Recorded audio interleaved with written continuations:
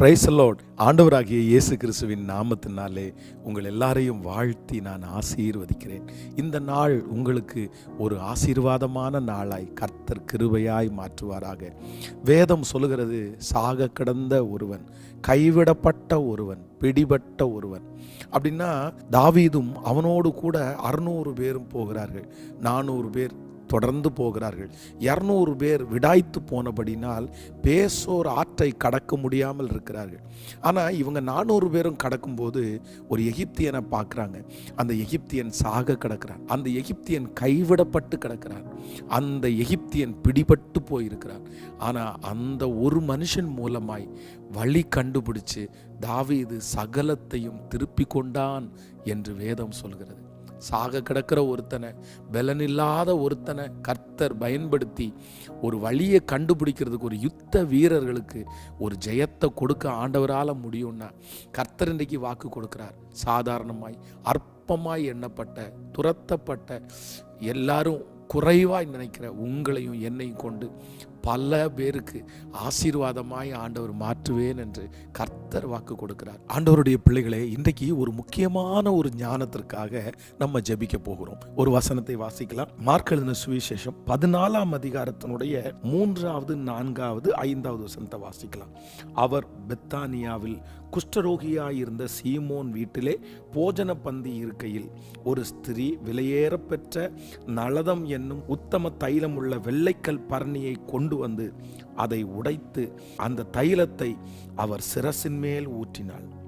அப்பொழுது சிலர் தங்களுக்குள்ளே விசனம் அடைந்து, இந்த தைலத்தை இப்படி வீணாய் செலவழிப்பானேன், இதை 300 பணத்திற்கு அதிகமான கிரயத்திற்கு விற்று தரித்திரருக்கு கொடுக்கலாமே என்று சொல்லி அவளை குறித்து முறுமுறுத்தார்கள்.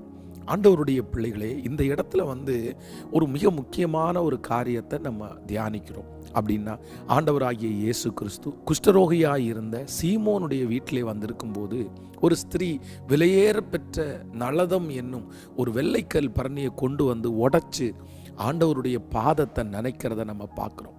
அப்போது அங்கே இருந்தவங்களில் ஒரு சிலர் முறுமுறுக்கிறாங்க. என்ன முறுமுறுக்கிறாங்கன்னா, எதுக்கு இதை செய்கிறாங்க? இதை 300 பணத்துக்கு விற்றுருக்கலாமே. அப்படின்னா 1 இயர், 1 வருஷத்தினுடைய சம்பளம் அல்லவா, எதுக்கு இப்படி பண்ணுறாங்க அப்படின்னு முறுமுறுத்தார். அப்போது ஆண்டவர் அந்த சகோதரியை மெச்சி கொள்கிறார். என்னப்பா சொல்லிட்டு இருக்கிறீங்க? அவ என்னை அடக்கம் பண்ணுவதற்கு ஏதுவா பண்ணியிருக்கிறார். கர்த்தர் அந்த ஸ்திரீயை மெச்சி கொள்ளுகிறார். ஆனால் சுற்றி இருக்கிறவங்க நிறைய பேர் முறுமுறுக்கிறாங்க. இதில் என்ன ஆண்டவருடைய பிள்ளைகள் கற்றுக்கொள்ளணும்னா, ஒன்று நினைத்து கொள்ளுங்கள், இவங்களுடைய தியாகம் ரொம்ப பெருசு. இவங்க பண்ணினது மாதிரி அங்கே இருக்கிற யாருமே பண்ணலை. ஆனால் இப்போ பார்த்தீங்கன்னா குறை சொல்கிறதுக்காக வந்துட்டாங்க. என்ன இதில் அர்த்தம்னா, சிலரை எதை கொடுத்தும் நம்ம திருப்தி அடைய பண்ணவே முடியாது. இன்னைக்கு நம்ம நிறைய பேர் எந்த தப்பை பண்ணுறோம் அப்படின்னா, இன்னொருத்தரை திருப்திப்படுத்துறதற்காகவே நம்முடைய வாழ்க்கையினுடைய பல மணி நேரங்கள், பலருடைய வாழ்க்கையே முடிஞ்சு போகுது. அவரை திருப்திப்படுத்துறது, இவரை திருப்திப்படுத்துறது, மேனேஜரை திருப்திப்படுத்தலாம், ஓனரை திருப்திப்படுத்தலாம், பாஸ்டரை திருப்திப்படுத்தலாம், ஐயரை திருப்திப்படுத்தலாம். ஒன்று நீங்கள் நினைத்து கொள்ளுங்கள், சில நேரத்தில் யாரையுமே திருப்திப்படுத்தவே முடியாது. மனுஷனுடைய எண்ணங்கள் மாறிக்கொண்டே இருக்கும். அவங்க இன்னொருத்தர்கிட்ட பழகும் போது இன்னொரு விஷயமா சொல்றாங்க.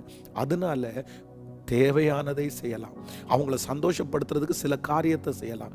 ஆனால் ஒன்று நினைத்து கொள்ளுங்கள், இவங்களை திருப்திப்படுத்த முடியாத ஒரு மனுஷனை திருப்திப்படுத்தணும்னு நினைச்சு அதற்காக உங்க நேரத்தை வேஸ்ட் பண்ண வேண்டாம். அதற்காக நீங்க ரொம்ப வருத்தப்படுத்தவும் வேண்டாம்.